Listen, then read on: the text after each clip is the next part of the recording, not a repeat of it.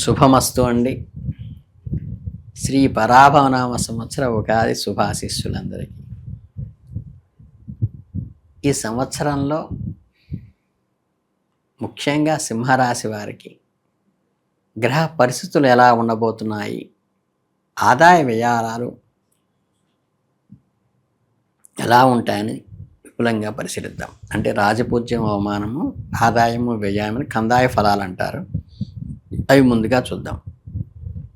మీకు తెలుసు, సింహరాశి అంటే మనకి మఖా నక్షత్రంలో 1, 2, 3, 4 పాదాలు, ఉపా నక్షత్రంలో 1, 2, 3, 4 పాదాలు, ఉత్తరా నక్షత్రంలో 1వ పాదం జన్మించిన వారు సింహరాశి అవుతారు.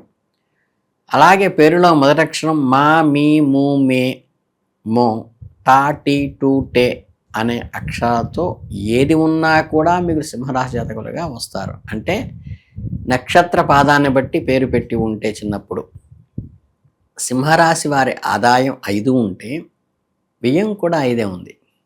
అలాగే రాజపూజ్యం 7 ఉంటే అవమానం కూడా 7 ఉంది. కనుక ఈ సంవత్సరం మీ జీవితం గౌరవ మర్యాదలు, ఖర్చుల విషయాల్లో చక్కగా తూకం సరిపోయేట్టుగా ఉంది. అంటే గ్రహ సంచారాన్ని బట్టి చూస్తే ఈ సంవత్సరం గురువు జూన్ 1వ తేదీ వరకు 11వ ఇంట్లో సంచారం ఉంటారు. తర్వాత అక్టోబర్ 30 వరకు 12వ ఇంట్లో సంచరిస్తారు. తదుపరి ఫిబ్రవరి 14 వరకు జన్మరాశిలో ఉంటే మళ్ళీ సంవత్సరాంతం వరకు 12వ ఇంట్లోనూ ఉంటారు. శనిదేవుడి విషయానికి వస్తే ఈ సంవత్సరం అంతా శని మీ రాశికి 8వ ఇంట్లో ఉంటే అష్టమ స్థానంలోనూ, రాహు అక్టోబర్ 1 వరకు 7వ ఇంట్లోనూ, కేతువు జన్మరాశిలోనూ ఉంటారు. ఆ తర్వాత ఏమవుతుంది, రాహు 6వ ఇంట్లోకి, కేతువు 12వ ఇంట్లోకి వెళ్ళటం జరుగుతుంది. అంటే ఈ అష్టమ శని ప్రభావం వల్ల ఈ సంవత్సరం మీకు అనేక ఇబ్బందులు కలిగే అవకాశం ఉంది. ముఖ్యంగా మీరు చేసే వృత్తి వ్యాపారాల్లో ఆటంకాలు ఏర్పడటము, ధన నష్టం కలగటము, ప్రభుత్వ పరంగా ఇబ్బందులు రావటం వంటివి జరగవచ్చు. కుటుంబంలో కూడా భార్యతో విరోధాలు రావటం కూడా జరగవచ్చు. అయితే రాజకీయ నాయకులకు మాత్రం ప్రజాస్పందన చక్కగా ఉంటుంది, సర్వత్రా జయం కలుగుతుంది, వివాదాలు కూడా హెచ్చుగానే ఉంటాయి. ఉన్నత ఉద్యోగులకు సామాన్య ధనలాభం ఉన్నప్పటికీ స్త్రీలతో వాగ్వివాదాలు జరిగే అవకాశం ఉన్నది.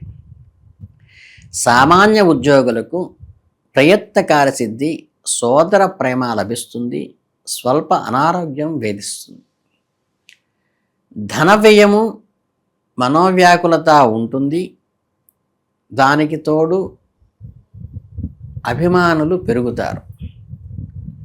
తొందరపాటు చర్యల వల్ల వ్యవహార విరోధాలు ఏర్పడతాయి. ఇక ఆయిల్ వ్యాపారులకు మే, జూన్, ఆగస్టు, సెప్టెంబర్, డిసెంబర్లో మంచి ఫలితాలు ఉంటాయి. రైస్ మిల్లర్లకు, జాయింట్ వ్యాపారం చేసే వాళ్ళకి ద్రవ్య నష్టాలు కలుగుతాయి, పార్ట్నర్షిప్లో ఉండే వాళ్ళకి. రాజకీయాల బెడద ఉన్నప్పటికీ కూడా ధనలాభం అయితే కలుగుతుంది. న్యాయవాదులకు కోర్టులో విజయాలు, భూగృహ నిర్మాణాలు కలిగే అవకాశం ఉన్నది.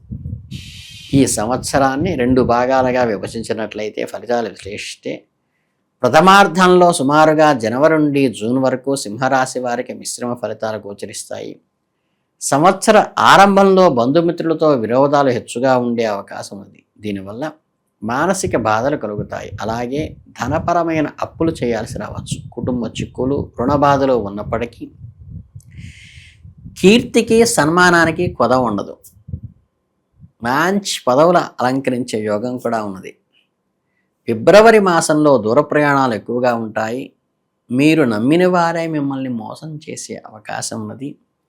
ఆర్థిక లాభం కలుగుతుంది.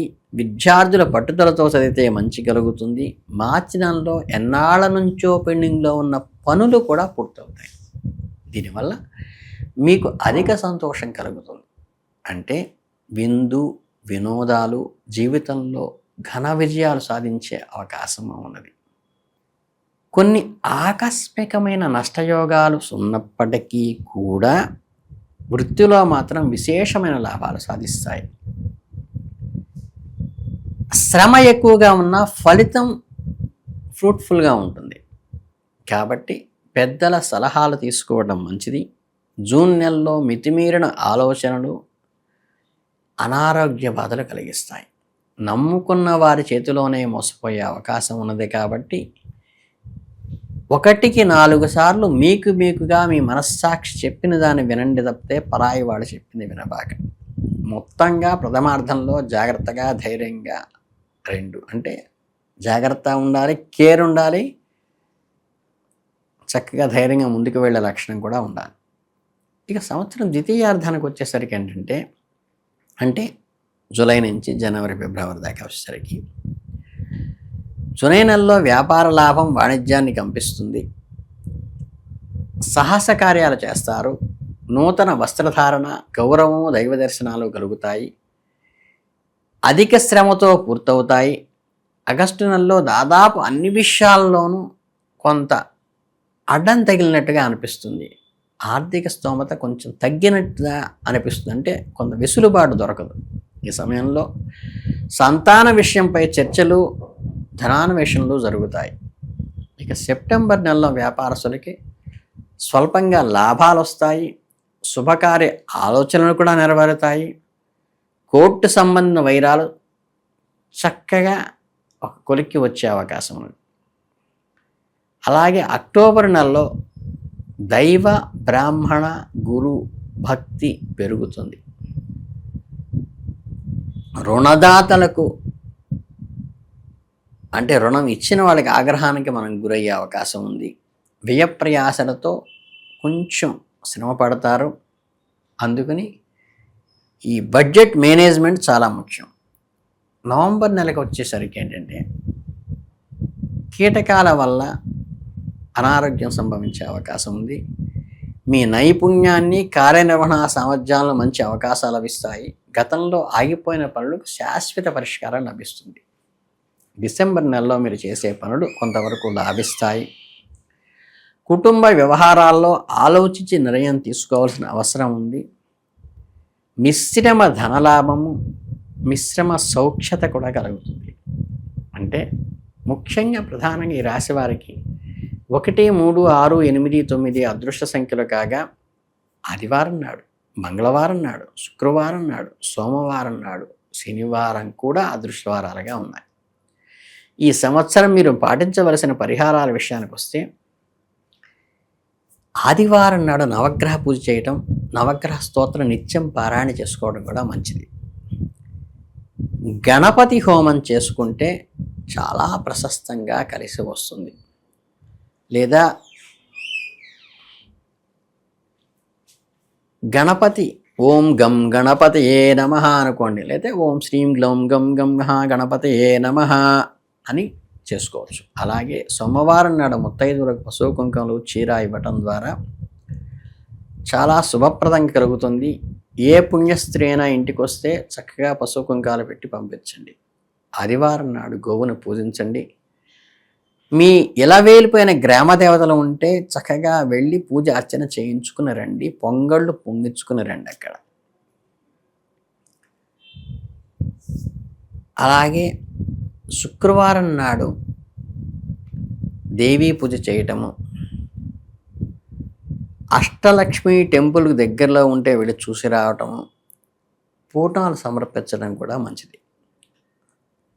గురువారం నాడు దత్త పూజ చేయటము, దద్దోజనం ప్రసాదంగా ఇవ్వటము, దత్త స్థితిలో ఉన్నట్లుగా అనిపించే వాళ్ళకి రొట్టెలు దానంగా ఇచ్చి నమస్కారం పెట్టుకోవడం కూడా శుభ ఫలితాలను ఇస్తుంది. వస్త్రదానం కూడా చేయొచ్చు. మీరు ఎంత భక్తి శ్రద్ధలతో చేస్తారన్నది మాత్రమే ముఖ్యం, కానీ ఎంత ఖర్చు పెట్టారన్నది కాదు.